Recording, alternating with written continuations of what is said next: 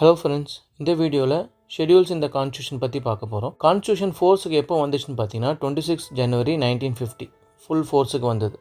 இதை நம்ம ப்ரியாம்பிளில் பார்த்தீங்கன்னா அந்த டேட் வந்து 26 நவம்பர் 1949 வந்து அடாப்ட் பண்ணியிருப்போம். அதுதான் கான்ஸ்டியூஷன் டேவாக நம்ம செலிப்ரேட் பண்ணிகிட்ருக்கோம். ஆனால் ஃபுல் ஃபோர்ஸுக்கு வந்தது ஜனவரி 26, 1950 தான். அந்த டைமில் எத்தனை ஷெடியூல்ஸ் இருந்துச்சுன்னு பார்த்தீங்கன்னா 8 ஷெடியூல்ஸ் தான் இருந்துச்சு. அதுக்கப்புறமா அண்டர் ஆர்டிகல் 368 மூலிமா நம்ம நிறைய அமெண்ட்மெண்ட் பண்ணுறோம். அதில் 4 ஷெடியூல்ஸ் வந்து இதில் ஆட் பண்ணியிருக்கோம். ஸோ எக்ஸாம் பாயிண்ட் ஆஃப் வியூவில் எந்தெந்த ஷெடியூல்ஸில் என்ன சொல்லியிருக்காங்க அப்படிங்கிறது நம்மளுக்கு தெரியணும். ஸோ தட் வந்து இந்த 7th ஷெடியூலில் என்ன சொல்லியிருக்காங்கன்னு கேட்கலாம். இல்லைன்னா ஒரு ஸ்டேட்மெண்ட் சொல்லிட்டு இது எந்த ஷெடியூலில் மென்ஷன் பண்ணியிருக்காங்க அப்படின்னு நம்ம கேள்வி கேட்கலாம். ஸோ ஃபஸ்ட்டு ஷெடியூல் எதை பற்றி சொல்லியிருக்காங்கன்னா name of the states and union territories with territorial jurisdiction. ஓகேங்களா, இது வந்து ரொம்ப இம்பார்ட்டண்ட்டு.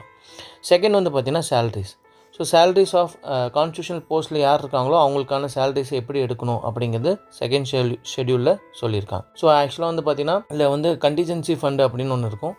ஸோ தட் வந்து என்னென்னா கவர்மெண்ட் அப்ரூவல் இல்லாமல் ஒன்ஸ் அந்த பர்டிகுலர் போஸ்ட்டில் இருக்கவங்க அப்பாயிண்ட் ஆகிட்டாங்கன்னா அவங்களுக்கான சேலரிஸ்லாம் அங்கேருந்து விட்ரா பண்ணிப்பாங்க. இது ஏன் அப்படி வச்சுருக்காங்க அப்படின்னா ஸோ தட் அவங்க இண்டிபெண்ட்டாக ஒர்க் பண்ணலாம். கவர்மெண்ட்டோட ஹெல்ப்போ இல்லைனா அவங்களோட எய்டு தான் இருக்கணும் அப்படிங்கிறது முக்கியம் இல்லை. ஸோ அங்கேருந்து அவங்களோட சேலரிஸ் பர்க்ஸ்லாம் வந்துடும். அப்போ வந்து அவங்க இண்டிபெண்ட்டாக ஒர்க் பண்ணலாம் அப்படிங்கிறதுக்காக தான். தேர்ட் ஷெடியூல் என்னென்னு பார்த்தீங்கன்னா ஓத்ஸ் ஆர் அஃபர்மேஷன்ஸ். ஓகேங்களா. நெக்ஸ்ட் ஃபோர்த் வந்து பார்த்தீங்கன்னா allocation of seats for states and union territories in Rajya Sabha. ஓகேங்களா, ராஜ்யசபாவில் ஒரு ஸ்டேட்டுக்கு எவ்வளோ சீட்ஸ் அலோகேஷன் கொடுக்கணும் அப்படிங்கிறது ஃபோர்த் ஷெடியூலில் சொல்லியிருப்பாங்க. ஸோ அந்த சீட்ஸ் அலோகேஷன் வந்து பார்த்திங்கன்னா எதை பேஸ் பண்ணியிருக்கோன்னா பாப்புலேஷன் பேஸ் பண்ணியிருக்கும்.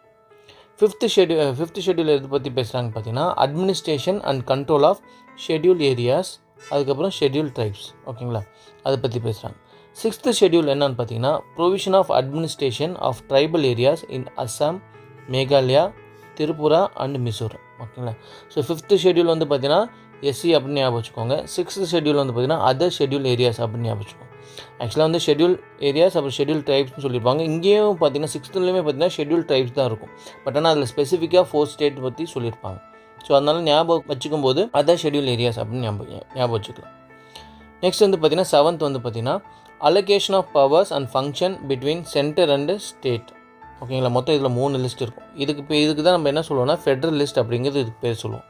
ஸோ இந்த 7th ஷெடியூலில் மொத்தம் 3 லிஸ்ட் இருக்குது. என்னென்ன லிஸ்ட்னா யூனியன் லிஸ்ட் இருக்குது, ஸ்டேட் லிஸ்ட், அப்புறம் கன்கரண்ட் லிஸ்ட். இந்த ஆர்டரில் தான் ஞாபகம் வச்சுக்கணும். ஏன்னா சில டைம் வந்து லிஸ்ட் 2 அப்படின்னு கேட்டால் we have to say that state list அப்படின்னு, தேர்ட் லிஸ்ட்னு சொன்னால் கன்கரண்ட் லிஸ்ட் அப்படிங்கிறது இருக்குது. ஸோ யூனியன் லிஸ்ட்டில் வந்து பார்த்திங்கன்னா யூனியன் கவர்மெண்ட் வந்து லெஜிஸ்லேஷன் பண்ணுவாங்க. ஸ்டேட் லிஸ்ட்டில் ஸ்டேட் கவர்மெண்ட் மட்டும் தான் பண்ணுவாங்க. கன்கரண்ட் லிஸ்ட் வந்து பார்த்திங்கன்னா 2 பேருமே சென்ட்ரல் கவர்மெண்ட் ஸ்டேட் கவர்மெண்ட் 2 பேருமே லா மேக் பண்ணுவாங்க. சப்போஸ் கான்ட்ரடிக்டாக ஆச்சு அப்படின்னா யூனியன் லாவில் இல்லைனா சென்ட்ரல் கவர்மெண்ட் என்ன லா மேக் பண்ணாங்களோ அதுதான் ப்ரிவேல் ஆகும். நெக்ஸ்ட் 8th ஷெடியூல் பார்த்திங்கன்னா அஃபிஷியல் லாங்குவேஜ் லெட்டர் சொல்லியிருப்பாங்க. 8th வந்து அஃபிஷியல் லாங்குவேஜ். மொத்தம் இந்தியாவில் வந்து பார்த்திங்கன்னா 22 அஃபிஷியல் லாங்குவேஜஸ் இருக்குது. ஸோ நேஷ்னல் லாங்குவேஜ் அப்படின்னு சொல்லிட்டு எதுவும் கிடையாது. ஸோ இந்த 8th ஷெடியூலில் மென்ஷன் பண்ணியிருக்கிறதுலாம் தான் அஃபிஷியல் லாங்குவேஜ் அப்படின்னு.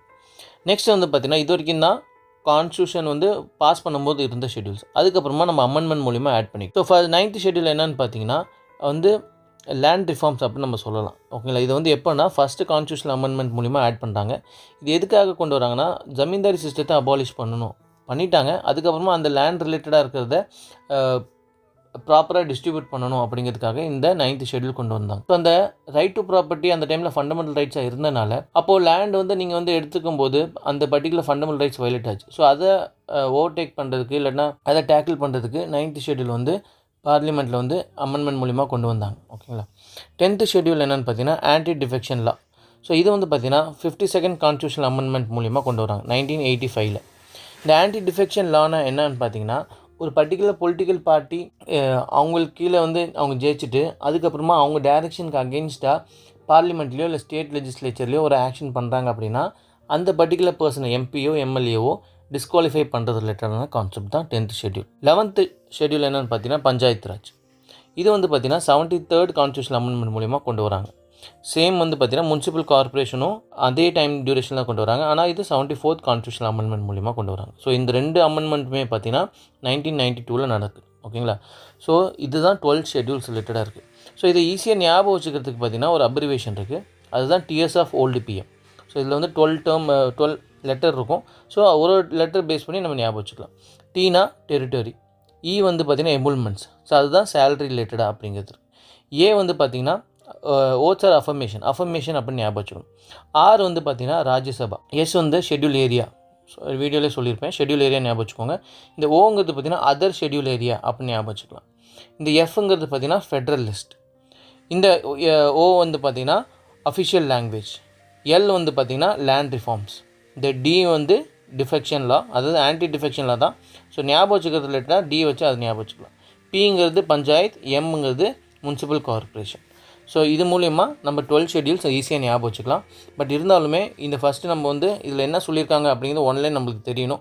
அதுக்கப்புறமா அந்த டிஎஸ் ஆஃப் ஓல்டு பிஎம் மூலிமா நம்மளால் ஞாபகம் வச்சுக்க முடியும். ஸோ இந்த வீடியோ அவ்வளோதான். ஹோப்ஃபுல்லி உங்களுக்கு இது அண்டர்ஸ்டாண்ட் ஆகிருக்கும்னு நினைக்கிறேன். சப்போஸ் ஏதாச்சும் டவுட் இருந்துச்சுன்னா கமெண்ட் செக்ஷனில் கேளுங்க, நான் கிளாரிஃபை பண்ணுறேன். உங்களுக்கு இந்த வீடியோ பிடிச்சிருந்துச்சுன்னா லைக் பண்ணுங்கள். சப்போஸ் வந்து உங்கள் ஃப்ரெண்ட்ஸுக்கு தேவைப்படும்னு நினச்சிங்கன்னா இதை ஷேர் பண்ணுங்கள்.